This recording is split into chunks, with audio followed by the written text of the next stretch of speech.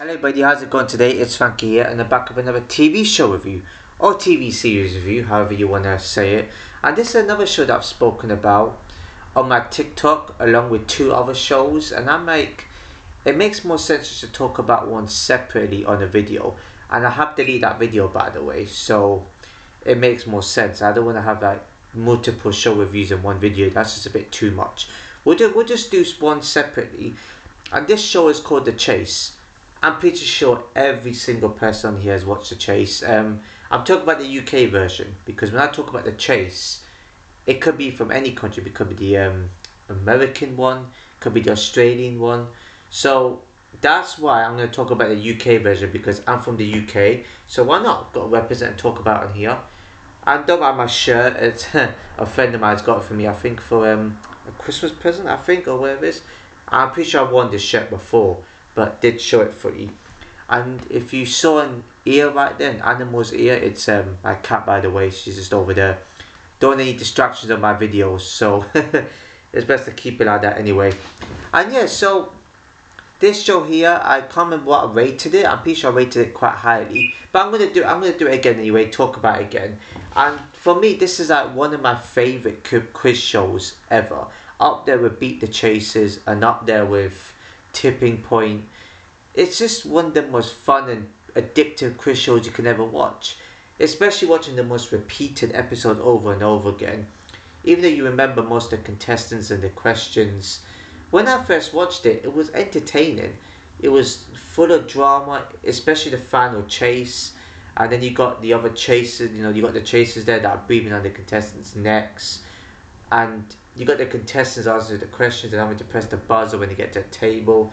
A lot that goes on in this. It's just a genius quiz show to make / game show, of course.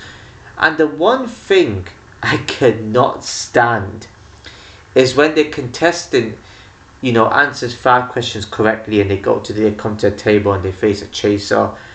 And the one thing I can't stand is when the chaser offers them a low and a high and they take the lower offer.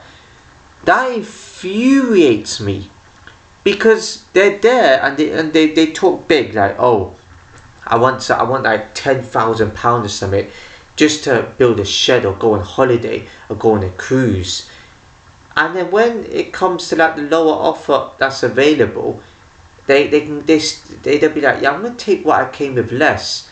You brag on about going for the money. And then they talk about being tactical. It's usually after the first seat person. Usually, the last seat person is like, I'm paying for the team, so I'm going to pay tactically and go for minus £4,000, please. What? I beg your pardon? -4, really? And then the other contestants behind this person is like, what on earth are you thinking? You ain't sharing that money with you. You're mad. Most of it's always ends up being the one person that takes high and the other two that takes middle, takes what they earned, which is understandable. And then sometimes when the person goes to low offer, they could have taken at least the middle or even the high offer they would have had a chance at going for. It's ridiculous. It really is. That you're meant to go on that show for money, not take away money. Oh, I take this. They're proud of it. Oh, I'm paying tactically. In other words, you just don't want to do the hard work bringing in money. It's like, when two people in a relationship and you got one person that actually has no income at all and they're living without their partner that makes 5,000 more in each month, and it's like, yeah, I'm living with this person because it's love and they're helping me out and they said they're going to build me up. It's kind of like that. And yet and they give nothing but they keep taking, but it's alright because the partner loves them and they're blessed, so-called, in that relationship and blah blah blah. It's kind of like that, but they're not actually blessed. They're not. The person's not doing anything in the sort of relationship at all. At least, if someone has like £300-400 each month that comes in, they got some income coming in. That's something you can have. They can pay towards something. Whereas these people are going lower. Even £500 compared to what they earned, it's like, nope. Yep, I'm going to take £500. It's a plus. Okay, it's a plus, but it's a negative plus. excuse me, I just burped there. It's a negative plus. It's kind of like you giving somebody 200. It's like you giving somebody £200 and then giving you 20 back. When you can say, well, it's a plus because they gave me something back. Okay, but they didn't give you the full amount. They didn't even give you half. They just gave you what? It's like less than half what you should have gotten back. So that's exactly what it is. It's absolutely ridiculous. I admire the ones that go for the high offer and don't get through, because these, they're there for the money. They are there to win big, 100%. They get offered 50 grand or 60. Even my mouth is gobsmacked. Like, oh my god, I hope they get this. And some do, but the final chase is a big disappointment, because when you see somebody like 4 contestants that put 100,000 into the final, and they don't get it, I'll cry. Like, I know I'll be getting like 25,000 at least. That's a lot. Even 5 grand for something from a question, I know it gets taxed, but you're still getting a bit of a good sum of money there from it. And yeah, especially some of these chasers though, any chaser, like they can answer 12 questions in a row correctly. How? I don't know. I wouldn't even be able to get 3, 4. You know, I wouldn't be able to get more than that. I might be able to, you know, there was obviously going to be a question I would know, but I wouldn't even make it to 10 on my own. So I would definitely need two people to help me at least, because sometimes someone can answer 12 questions, 13 questions. It's like same with like the older generation, no offense, but they seem more knowledgeable because they've been around longer. So they're bound to know a lot more stuff, especially on TV or something political, a bit more about history. But sometimes there's topics that they don't know, which a younger generation would know, such as like myself, you know, and like other people my age too. It's kind of like that, and yeah, especially questions where I have no clue to the answer to, and especially when they come to go to the table and it's multiple choice, and it's a royalty question or history question, which I have no idea about. And it's like, oh, this so and so, and the multiple choice comes up, I have no clue. Sometimes I guess the odd times correctly, and the chaser would know. They get it right, and it's like, oh, they give us some knowledge. I still don't get it. I don't understand. I know they revise and have all that, but the chasers have to revise so much. Even the knowledge that people say, oh, they remember it. Yeah, but even if you remember it the night before, that's a lot of information to take in. So their minds are more powerful than minds, and my memory can be good. It can be a bit scatty here and there. That's normal, but these chasers remember anything like a sieve. But not sieve, what? They remember everything like, I don't know how. Like their mind's a computer with a storage unit. I don't know. You know, and then they start like having the banter comes into it.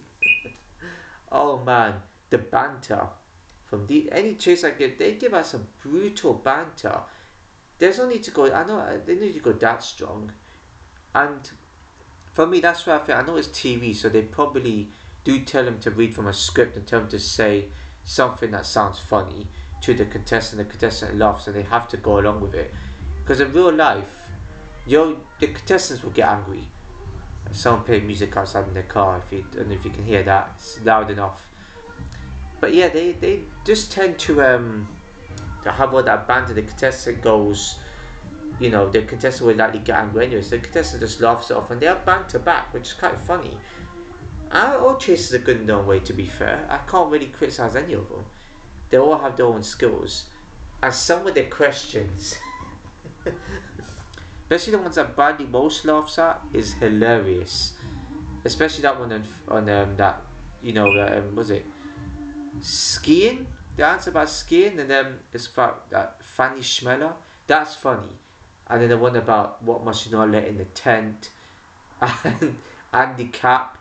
For somebody that know these know the chase, you would know what I'm talking about with these questions. I don't know to talk about every single funny question, but you know what I'm talking about.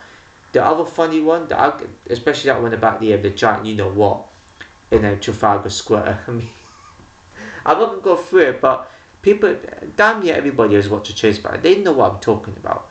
But there might be some people that have not watched every single episode, have not watched much of it. But some of you that have, you know what questions I'm talking about and what I'm referring to. Is hilarious. I mean, and that's Sean Wallace. Him singing is funny because his body was your face is out. What? Huh?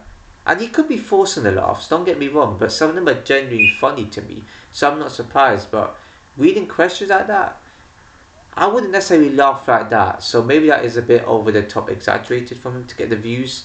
But yeah, I can understand why he would laugh that hard or to a lot of questions. It's very funny. Especially with some of the contestants as well, when they do the cash board and they answer something funny, and it sounds so ridiculous, and he just laughs anyway. You know, there's so much good traits about this show. Excuse me, bloody hell, what happened there? But I do think they should remove the low offer. I think the low offer, it kills the game. You're meant to be there for the money. The challenge is they should have said, alright, take what you earned or go for the big one. Why are you taking lower? Oh, it's an extra step. But the middle is kind of an extra step. It kind of gives them a bit of a gap. This case to get the first question wrong. Like, come on. And you know, that kind of annoys me the most. So I do think the rules should be changed on that one. But yeah, but what else can I say? It's a great show to watch. I don't want to go on and on about it, but yeah, that's all I can talk about with this show. The rating for this, there can only be one number. It's a 10 out of 10. The only issue I would probably say is the lower offer, but that's just because of how the show is. I can't really downgrade the rating because of that. Maybe could do. I mean, you might give it an 8 maybe, but you can't hate on this show. There's nothing negative you could say about this show, apart from they should make more new episodes, in my opinion, and a new season. It's just a great quiz show to watch. I will also be talking about Tipping Point, so at some point that's another show. Have I spoke about that? I don't think I have. So yeah, 10 out of 10 is. If you enjoyed the video, please give a like, comment, share it when you know, subscribe and hit the notification below. So see you in my next video.